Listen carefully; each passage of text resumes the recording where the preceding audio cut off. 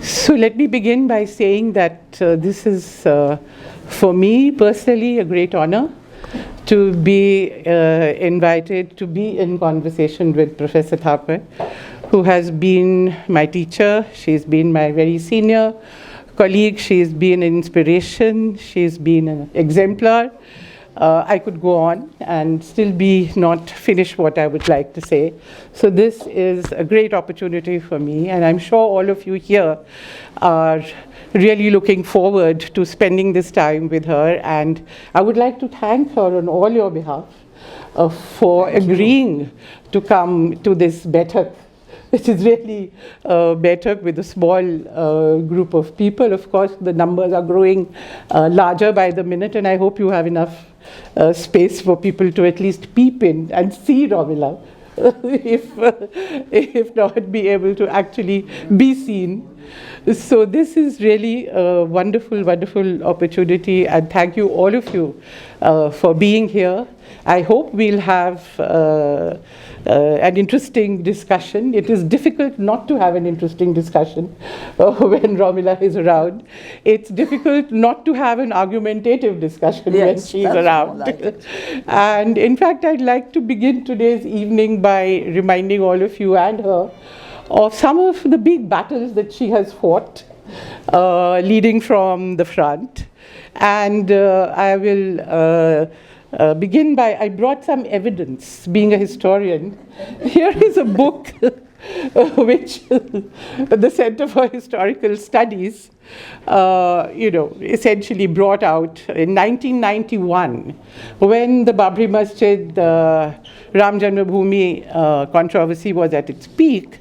And a year before that, this is a pamphlet that the center had brought out. It actually says their Center for Historical Studies, and it's signed by almost all the members of the center on the issue. This is a small pamphlet. It started with that, and I would like to place it on record that Romila was very much at the forefront. In fact, I think this pamphlet, from the subject matter I can make out, is mostly drafted by her, because this is on the whole historicity of Ayodhya, and the argument that in fact current Ayodhya is not, it was actually Saket, which was later named Ayodhya. It first came out in this little pamphlet, which we then distributed in large numbers, including our students did that.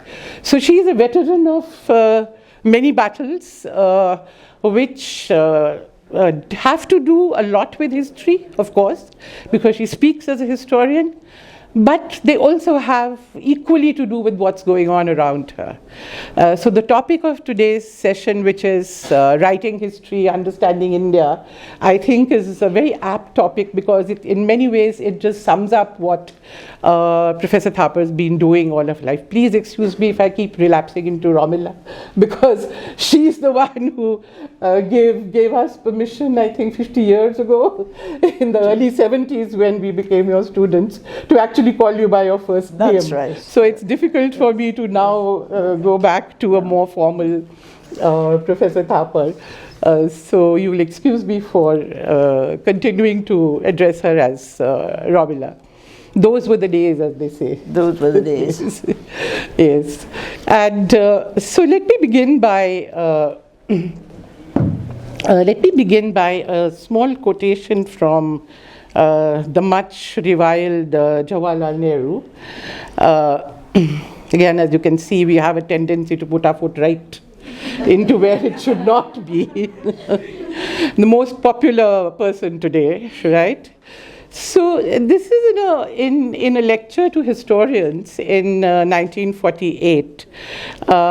Nehru says, and this is, as you can see, just after independence, just after the assassination of the Mahatma. So the partition is still looming very much large, the partition riots and everything.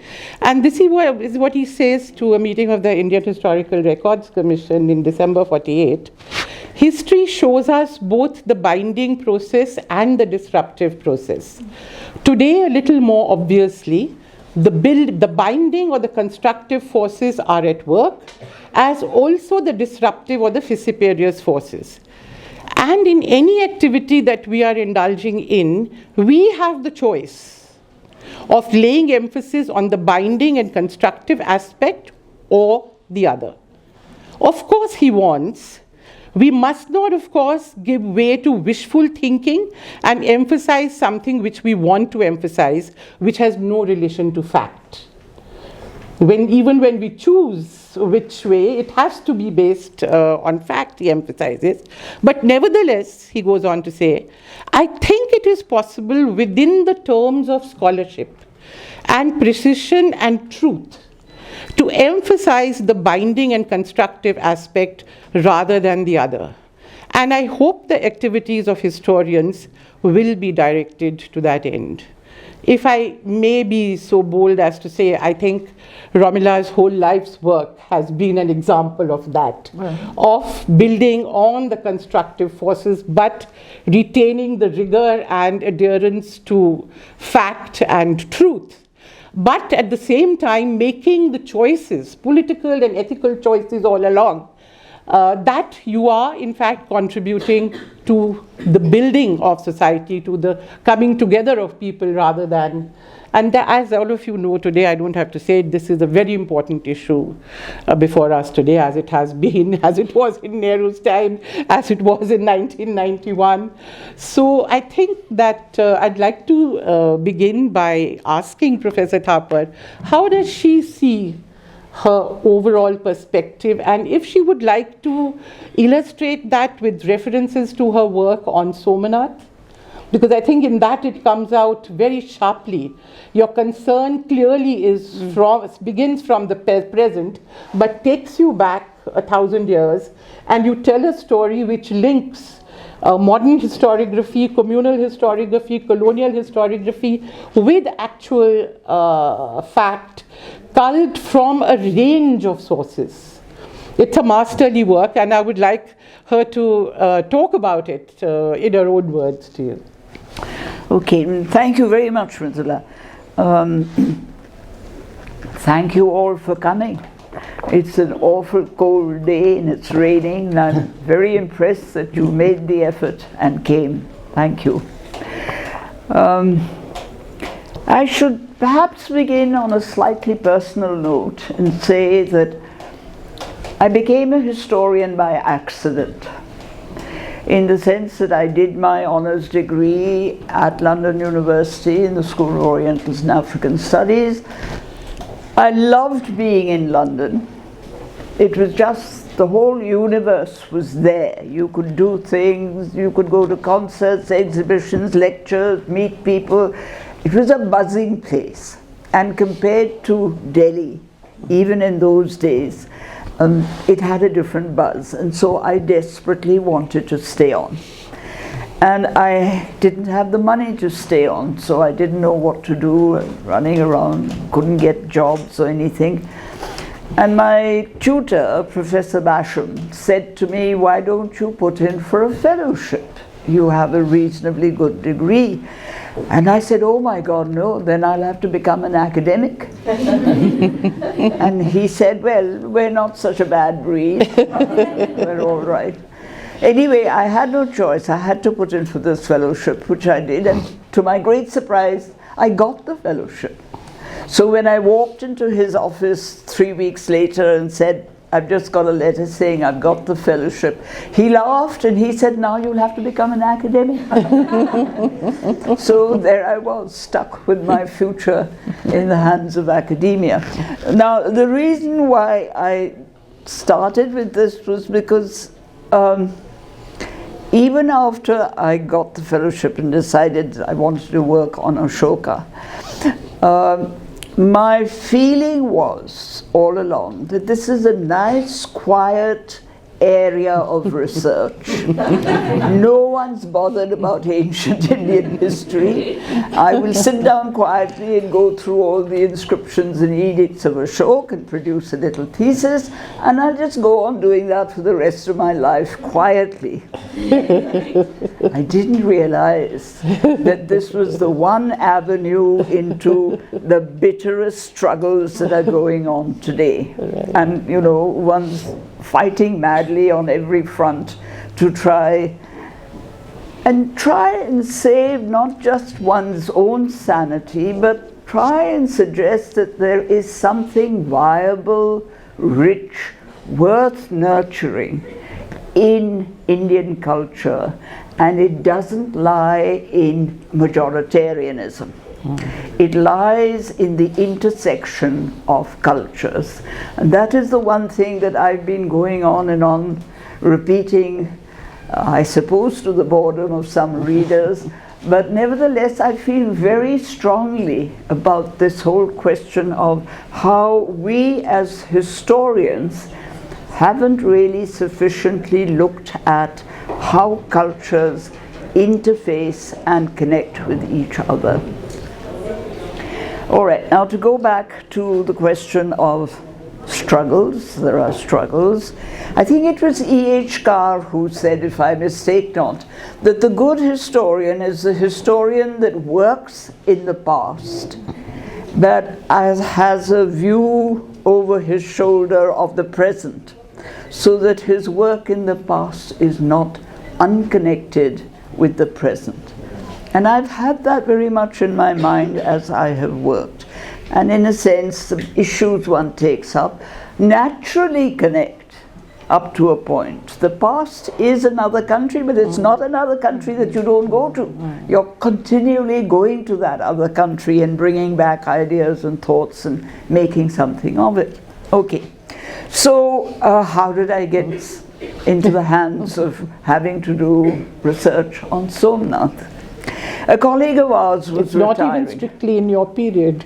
Sorry? It's not even strictly the not ancient. strictly speaking in my period of research, which was, 1 millennium earlier. That's right. And so, anyway, it all started with this colleague of mine who was retiring, who was a specialist amongst other things, and she was absolutely brilliant on South Indian history, Dr. Champak Lakshmi. And so we decided to do a Festschrift seminar for her. Now, everybody that came to the seminar had their little sacred geography. That was a mountain or a temple or a river or somewhere which had become sacred. And there was I sitting and saying, I have no place that can be called sacred geography that I've worked on. I mean, I simply hadn't worked on that area. And I thought and thought and thought, and finally I said, the only thing I can do is to pick up a subject that has been worked on, and maybe go back and see to what extent has it been completely worked on, to what extent has it not. So since the whole Babri Masjid issue was very much in the air, and everybody was screaming and shouting about how this was going to be the revenge for Mahmud of Ghaznī's raid, I thought, well, why don't I look at that? Mahmud's raid on Somnath. So I set out.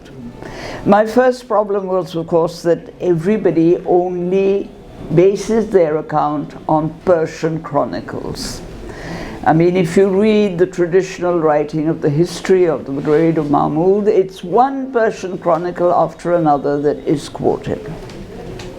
I didn't know Persian.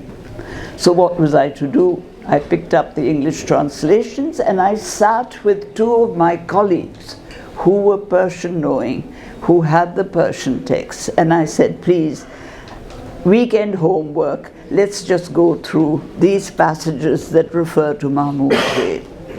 So we checked those passages. And to my absolute amazement, I found that every chronicle gives a totally different reason for why the raid took place. And this began to worry me, because I thought, if in fact it was such a clear-cut raid for loot and against religion, every chronicle should be repeating that. But no, you had stories like Mahmud attacked Somnath because the image in Somnath was of the goddess, who was a pre-Arabian goddess, who was being attacked by the Muslims, and she was then taken away and brought to India for safekeeping and was kept in the temple of Somnath. There's no such goddess anywhere near the temple of Somnath, but there you are. Then there was another lovely story which I loved, which was that the Somnath temple consists of a lingam, right, and which is above the lingam is a little description of the god and the deity in metal, in iron. And there is a magnet at the top on the roof, so that when you open the doors and get going, this little inscription rises up and is suspended in air. Now imagine the dramatic effect that you walk into the temple and there's the lingam, and then suddenly this thing rises up, and in the middle, suspended in air, is describing the greatness of the god Shiva. Now, this is absolute make-believe, it's absolute fantasy. You cannot have a magnet like that lifts up an iron thing and all the rest. Anyway, and this went on. That's because you don't believe in the glories of ancient India. We all know that. Yeah, absolutely, absolutely, yeah. But you know, the magnet, after all, was made in ancient India. So there were multiple stories like this, and I was really quite puzzled because I couldn't understand why. The only sensible one, as usual, was Al-Biruni, who writes in a very straightforward way. There was a temple of Somnath. It had a Shivalingam which was widely worshipped. Mahmud came because it was a very wealthy temple. He looted the temple, he destroyed the images, and he went back. Nice factual account of what probably happened. Anyway, so I was fiddling around with all of this, and then it suddenly struck me, but surely there must have been a reaction on the side of those who were living there. After all, if this was such an important temple and someone comes along and devastates it, somewhere along the line you complain. So I started looking at the Sanskrit texts. Now, believe it or not, but all through these years, since the middle of the 19th century, when the raid on Somnath is first discussed in the House of Commons, all the references were from Persian sources, with very, very few from Sanskrit sources. And I thought this was very strange. I mean, the people living there, after all, are speaking Sanskrit, or at least writing Sanskrit. They're writing chronicles and so on and so forth. So I started looking at the Sanskrit sources. And there's very little reference to Mahmud coming and raiding the temple. What is quite interesting is a little bit of description in the Jain sources. And the Jain sources are sources that nobody looked at because you don't associate Jainism with Mahmud's raid, where they're talking about a past period in which the minister in charge, who was a Jain, he is working for the Chalukya king of Gujarat, and he persuades the king to repair this temple, this somewhat derelict temple, because he says it is an important temple, which is temple to Shiva, and if you repair it, then we can also try and prove that the Jain religion is superior to the Shaivite religion, because the Jain religion has the capacity to actually rebuild a Shaiva temple.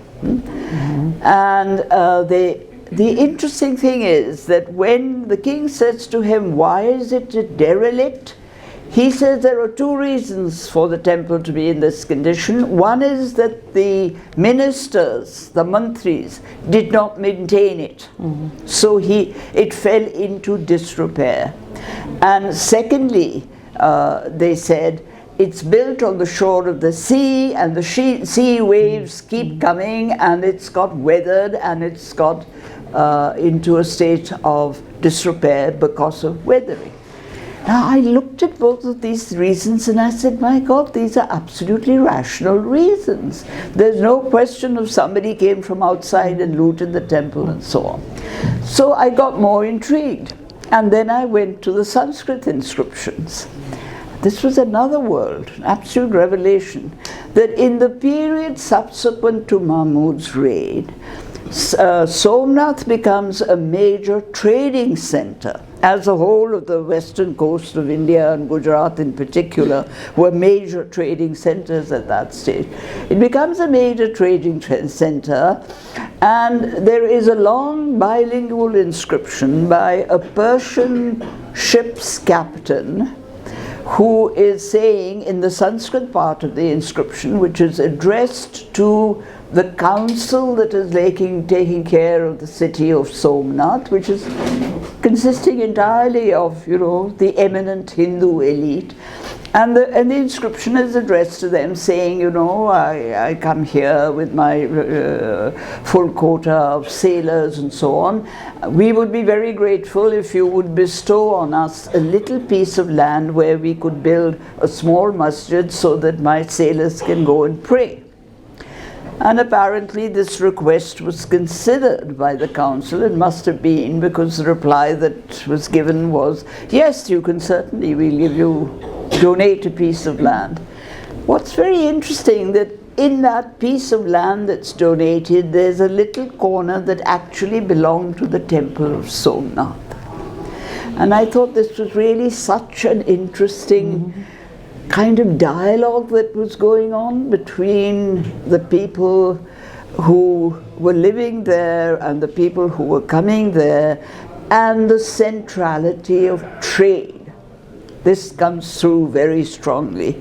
Religion is really not mentioned too much, except that in the Arabic version of this inscription, the ship's captain does say that he hopes that one day the people of this area will also be converted to the worship of Allah. But it's a kind of passing wishful thinking, whatever it may be. But the interesting thing was that Somnath was playing obviously a very important role in commercial affairs. And then there are later inscriptions of the chief pujaris of various temples around there who were buying land and donating the money and controlling trade and really behaving like good business people. And all this is happening. And then quietly the trade moves off to Southeast Asia, and the Arabs move off to Southeast Asia, but it carries on across the Arabian Sea to East Africa, to southern Arabia, and so on. It is trade-wise, this whole area is very, very active. And it's something that, both ancient and medieval historians have not given enough attention to. How active the trade was, who the traders were, and where they settled. The Arab traders that came to Western India, for example, are referred to in most Sanskrit sources not as Muslims but as Yavanas, because they see them as a continuation of the earlier Greek traders that came. They're all traders coming from the West, so they must all be Yavanas. They're all called Yavanas. Anyway, so all this went on, and by about the 15th century, it settled down, trading went on, and people came and all. And I thought that's where the story ends. And then someone mentioned to me, one of my modern history colleagues mentioned to me, but there was a debate in the House of Commons.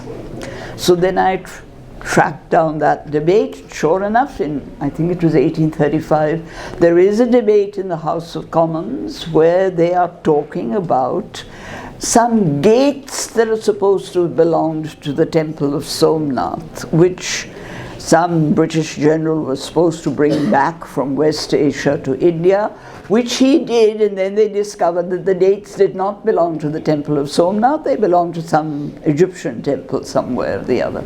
Okay, but that caused a debate in the House of Commons with people saying, so what was this issue of Somnath? It's 1843, by the way. Sorry? That's what you say in your book. It's 1843, that debate. Oh, 1843. All right. I'm very bad at dates, I'm afraid. I've always been very bad at dates. Then this discussion came up, and this theory started doing the rounds amongst the colonial historians that, you know, there was always, as James Mill had said in 1817 in his book on the history of British India, that there are only two nations in India, the Hindu and the Muslim, and they're constantly in conflict. And so that conflict was latched onto Somnath, and Somnath became an example of the Hindu-Muslim conflict that just continued endlessly till the temple disappeared almost. I mean, it was in a very bad state of destruction. And then this issue becomes one of where the colonial historians are saying that it is to the advantage of the Hindu nation that the British arrived and spared them the kind of treatment that they were receiving from the Muslim nation. Anyway, and then of course we all know from the 20th century onwards how every history book presented Somnath. Now, my problem in all of this is that why didn't they, the scholars of the early period, both the colonial and other Indian scholars, why didn't they look at the non-Persian sources? It's very strange. I mean, here you have an event taking place. You look at the natural people who are living there and say, what do you think of this event? What happened? What is your reaction? But no, they were not interested in that. What made the thing even more interesting is that there is a very strong oral tradition of someone who is said to be a nephew of Mahmud. And we know that Mahmud had no such relations. So this is make-believe. And he's someone who later on came to be called Ghazi Miah. He was a local guy who used to go around preaching whatever religion he was preaching, looking after the welfare of people. Extremely popular, very loved by the ordinary people of Western UP and Bharej, where Ghazi Miah to this day is a very important Peer, nephew of Mahmud. No one is saying, but he's a nephew of this ghastly man who came and destroyed our temple. No, they're all praising him as being a great holy man, Ghazi Miah. And then there are lots of stories, if one goes around and collects them, about Mahmud came and did this, and Mahmud came and did that, and a lot of them are friendly stories, affectionate stories. And then you begin to wonder, you know, what happened? Where did this change take place? So my end understanding of all of this, which a colleague of mine said was this was the Rashomon effect. Every group has its version of what happened. But the historian is often faced with the Rashomon effect. It's not the first time. And so what happens? The historian has to sit down and first of all assess which are the sources that have been used for which story, and which are the most reliable, proven sources, evidence for the story that is given. It can't be entirely make-believe. It must have some evidence. And this is one reason why the whole Ghazi Miah myth has been, first of all, thrown away, is now coming back very interestingly. There have been a couple of very good books on the subject too, as oral tradition, folk culture, and people picking on characters supposedly belonging to those who ruled. But it doesn't really matter whether they actually did belong or not. They are saying something. And it is a business of the historian to say, these are different social groups who've been told the story, and this is how they're reacting.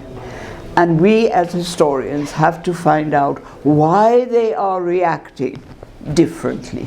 Who are they? Why are they reacting the way that they are reacting?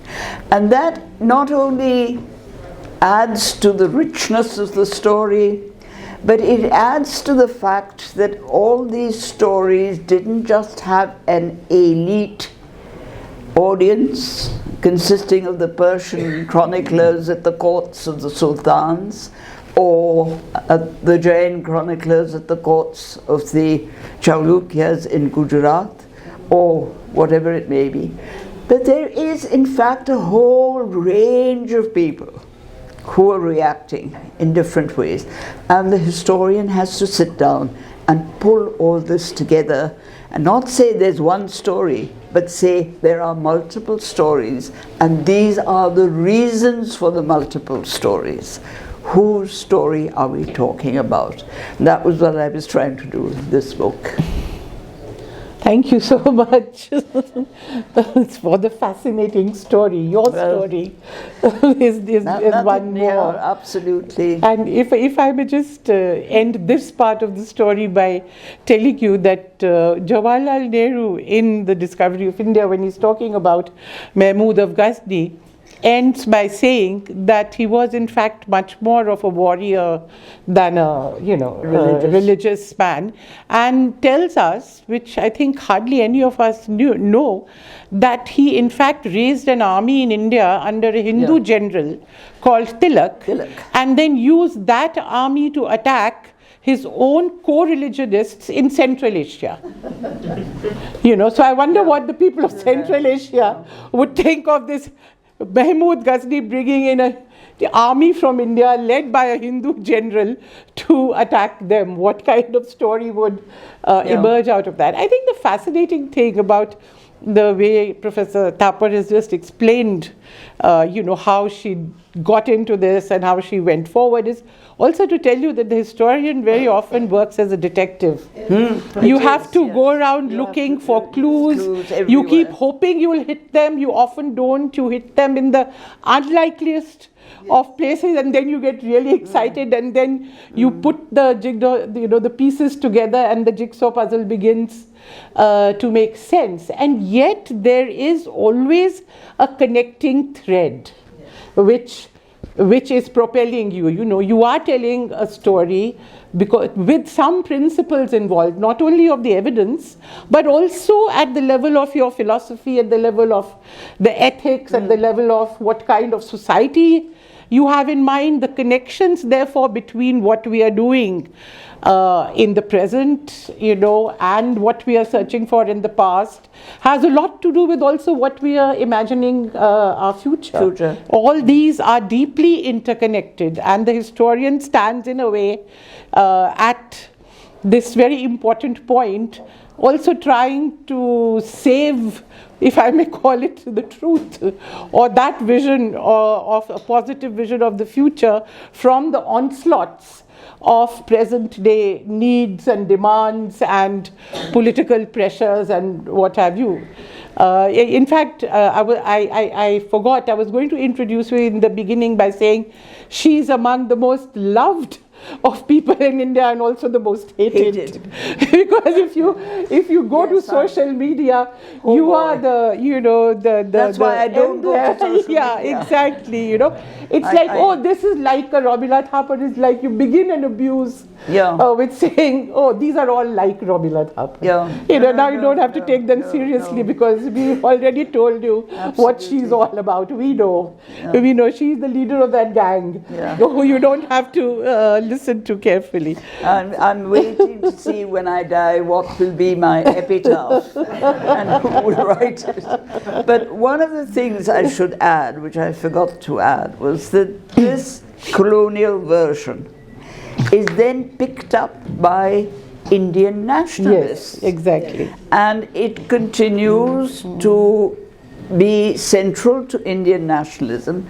Nehru is the one who opposes the building of the new temple at Somnath from state resources, government funds. That's says you do it as a private trust. I will not, because it's not a secular act that is being done. And the way it's been used in the last 50 years for various things. So, and this is not just with reference to Somnath, because one suddenly realizes when one looks at the history that was written in the 19th and 20th centuries, which we were taught, which has been revived now by the Hindutva historians and the social media and so on, is a history which is a revival of colonial history. That's right. It is not a revival of the kind of history that all of us wrote to question colonial history. It is a straightforward colonial history that's being brought up again. In a sense, we're going through the same exercise that we did in the beginning, in the 70s and 80s, when we questioned colonial history and organized an independent history. Now we're questioning the successors, the descendants of the colonial history, and are opposing them still. So it's a continuation. Bit tiring at times? It's a bit tiring at times. It's a bit tiring. It's tiring and boring because you sit there and say, but I've said all this before. That's right. But I have to repeat it now because there's some people who don't read. So what do you do with them? So in the name of decolonizing our minds, what we are really getting is a very colonial version. A very colonial version of history. It's a revival of colonial history. And I think this needs to be emphasized, you know, because we are no longer, in fact, talking about so much about the colonial view of history. So people don't, in fact, know. But I think it's very important to emphasize that the communal, what we call Hindutva for short, but the communal view of history, whether from a Hindu perspective or a Muslim perspective or any other religious nationalist perspective, is just a subset. In fact, in many ways, it's the core of colonial historiography. It was at its heart. So I think that is very, very important to remember, that you're actually going back to, and you know, something discredited by history. After all, we overthrew that whole point of view in order to become independent, and here we are, it's being foisted back on us, and in the name of nationalism. You know, I think we have to be very alert about this false nationalism which is brought to use in order to make the point. But let's get on a little bit, Romila, to the Ram Janmabhumi Babri Masjid thing, especially because you know, one is so concerned, again, as we are all aware, that in the last few months now, particularly, the way the Places of Worship Act is being questioned legally. So many petitions, you know, against it. And also on the ground, the surveys, the archaeological survey has been given the freedom, you know, to do the Gyanvapi Mosque, then the Sambal. And luckily the Supreme Court last month has, for the moment, put a stay on any further surveys and any further till they take up the whole issue of the Places of Worship Act. But to remind the audience that this Places of Worship Act was put in place in order to prevent a repetition of the Ram Janmabhoomi Babri Masjid episode, which led to the destruction of the masjid and to so much that followed, you know, the widespread communal riots, the communalization of society, and, you know, we are still living with the consequences of that. So I think it's so important for us to revisit that time, you know, because that was, I think, again, one of the very important battles which we as historians led, and you were very much in the forefront of that. How, if you just recall how, because it was prescient in a way also for, I think, people like you to realize that this was politically going to be so important. Because if you see chronologically, you come into the debate before the destruction, you know, when the whole thing is building up, and can, in a sense, see that this is a very, very important political issue. And then how you brought in, you know, into the debate, you brought in solid historical facts and arguments and tried to argue the whole case, not politically, only the politics was very much there at the back, but as historians based on facts. Whether we succeeded or not for the time being doesn't matter, but I think there was an enormous intellectual effort went into that. First the pamphlet and then this whole book. And I remember for that whole time, all of you were speaking, arguing, taking public positions, you know. Some people even became, I think, petitioners Some historians Yeah. were petitioners Right. in the court. Historians were going and to the site, Shireen and many others, to actually see what was going on and reporting on that. So it was a battle that was being fought, in a sense, at the front. I would very much want you to share some of your... You know, the issue of its becoming politically important is absolutely crucial. That's what makes a change.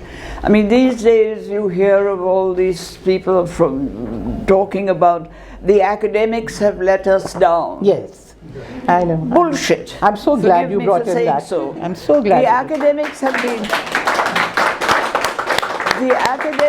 been fighting like mad from the beginning to say that there is an academic side to this which you have to understand, and it is not the same side as you in your social media are propagating. It's a different side, and you have to understand it as citizens of this country. What are we talking about? We're talking about the citizens of this country. We're talking about educating the citizens. We're talking about making people think about these issues. Not just say, oh, so-and-so says it's an issue and it's this, and so I'll also believe it. No, you have to think about it too. So the political side of it is fundamentally important, and you cannot say that, you know, it's come up today because the academics have withdrawn, are writing densely, are all Marxists, as somebody said. Well, God forbid. Back again.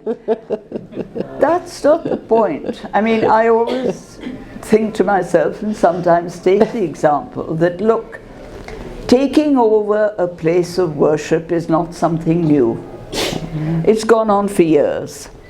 The stupa at Amravati, the Buddhist stupa at Amravati, the site was chosen, presumably, it seems, because it was a very important sacred site to the megalithic culture. And there are megalithic remains in the neighborhood. And this happens quite often, not only in India but elsewhere in the world. I mean, half of the Swedish churches in southern Sweden are all built on megalithic sites. Why? Because there was that feeling that if this place is sacred, there must be something special to it. So we will build our sacred structure on a sacred space. So are you going to go through the whole of the Indian subcontinent, checking on each megalithic site and Buddhist stupa, and saying the Buddhist stupa was built on the megalithic site or was not built? All right. Then you have a whole tradition of Buddhist chaityas, halls of worship, which have a particular shape and dimension and so on, being taken over and converted into Hindu temples. They're either destroyed or they're converted. The Durga temple at Aihole and there are various other temples, one or two temples in Himachal and so on, they're all known. And they have a background where it is clearly stated that they are Buddhist chaityas, halls of worship, which generally the Shaivites, but sometimes the Vaishnavas also, took over and converted into Hindu temples. Are you going to go back to that?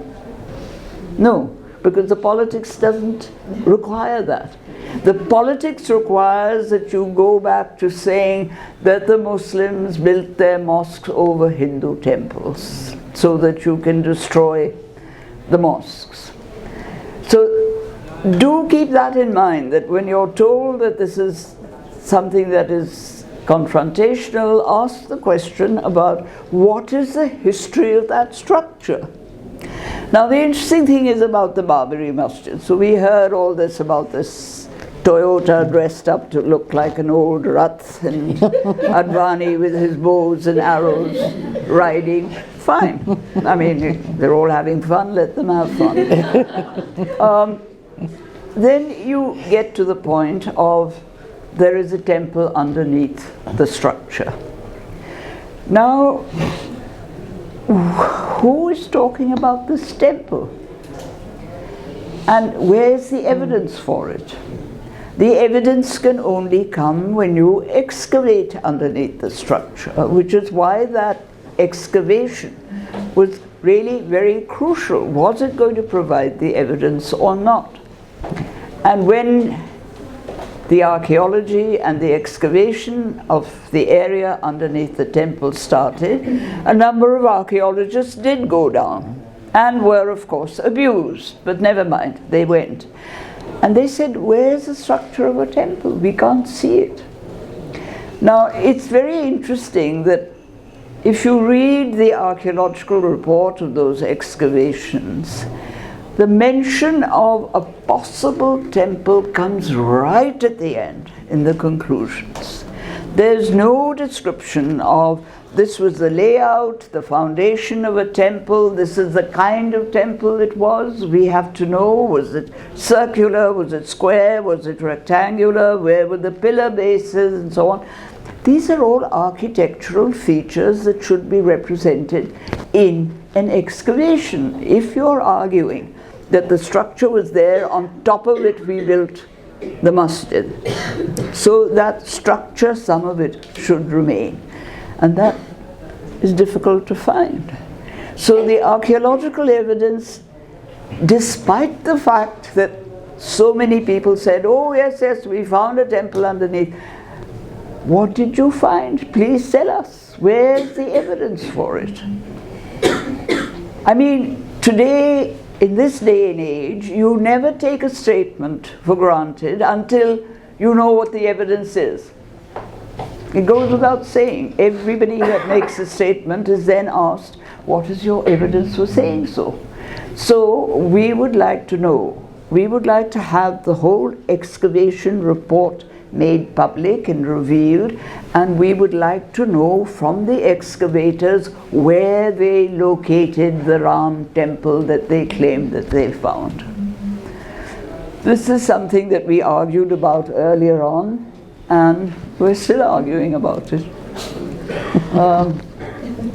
But the issue again is not the issue of the evidence for a temple. It is not the issue of the religious associations that people may have with these things. The issue is political, That's right. basically.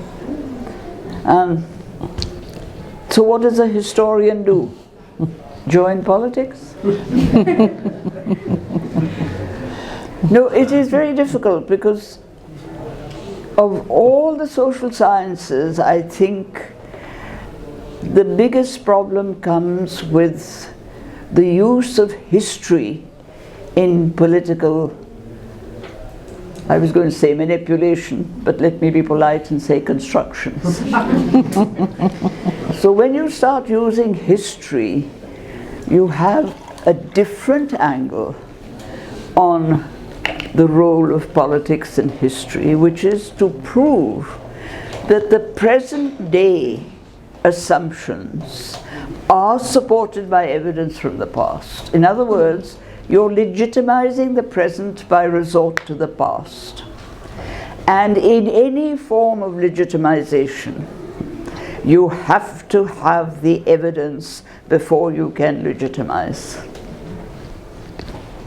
But I think this is where exactly you, as you said, you questioned. You question. From the archaeology to even, I think in the case of the Ram Janmabhoomi, and remember, of course, one gets tired of saying this again and again, but as knowledge advances, the sources of information also get much wider.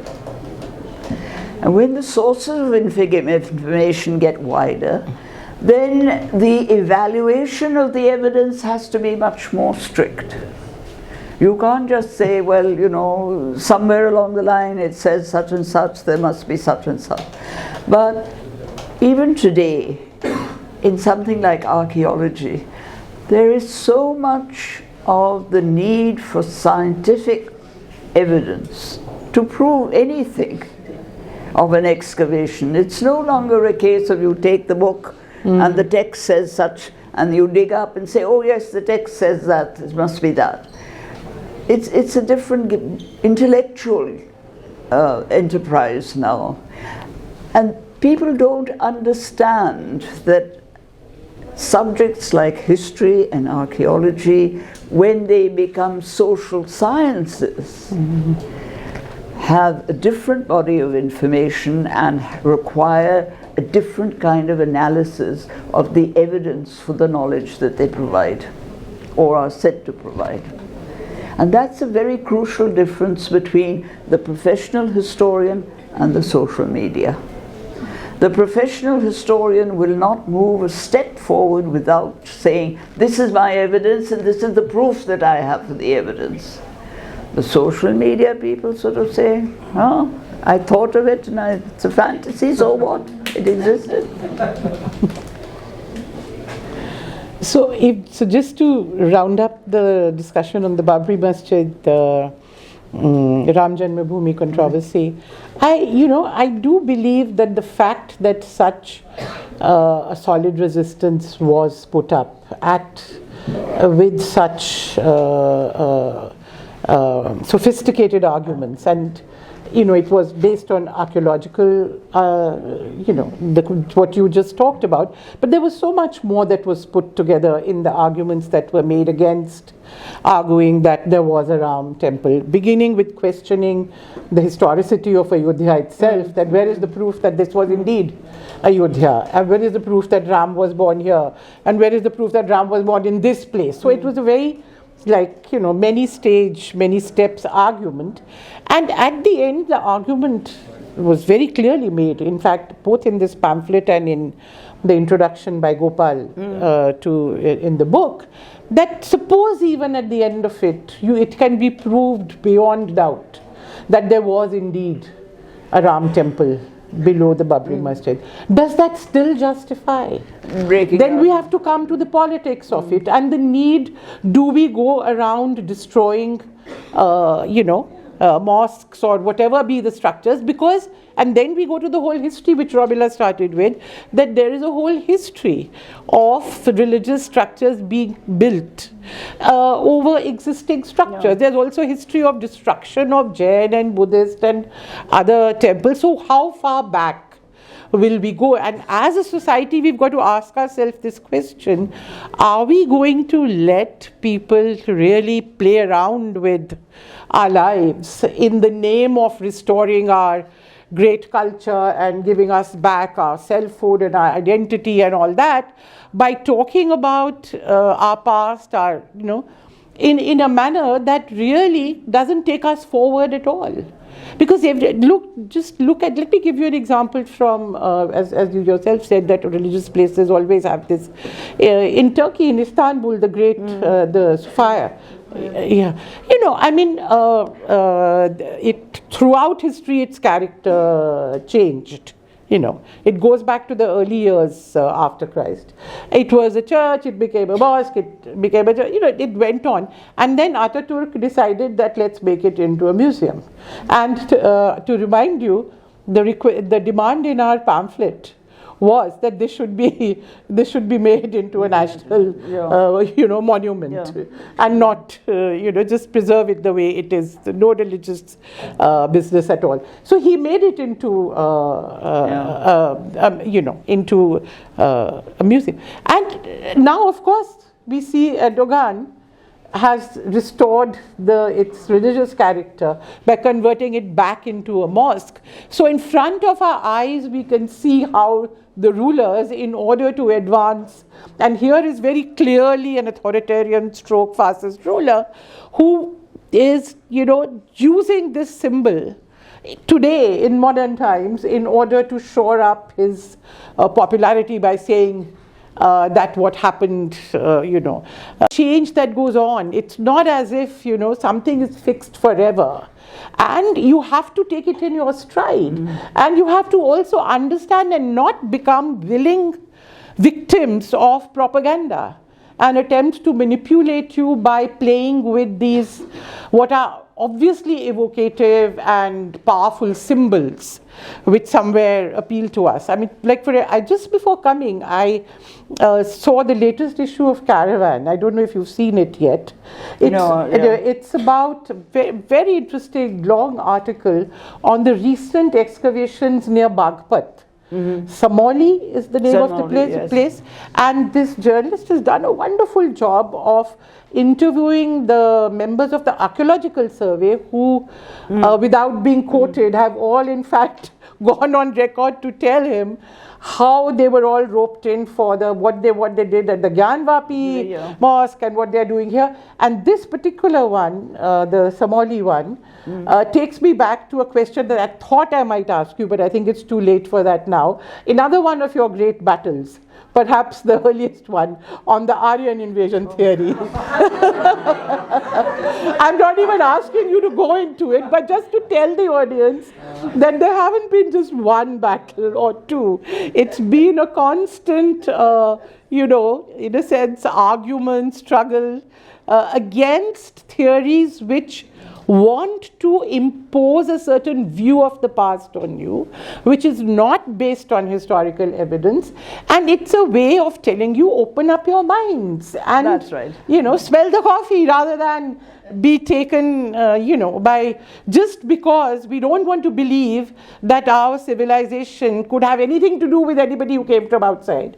We must prove that everything was here. It's sort of, though genetic theories, everything is now such conclusive evidence. But now this latest is an attempt, by the way, just to tell you a little bit about it, is an attempt to show a continuous link between the Indus-Harappa civilization and the Vedic one. So they are trying to historicize it by locating it at about 2000 BC, and there's some cart which has been discovered, which they are now saying is a chariot, which was pulled by a horse, and horse means Vedic, and all that. So there's a whole argument that's been now built up to say that, we already know that the Indus Valley civilization is no longer called Indus or Harappa, it's Indus Saraswati. So that has already been placed over there, and now this is. But just to tell you a little humorous story about that also, about this whole thing of the original home of the Aryans and where did they come from and all that. The Hindu communal theorists always wanted to say that Aryans came from here.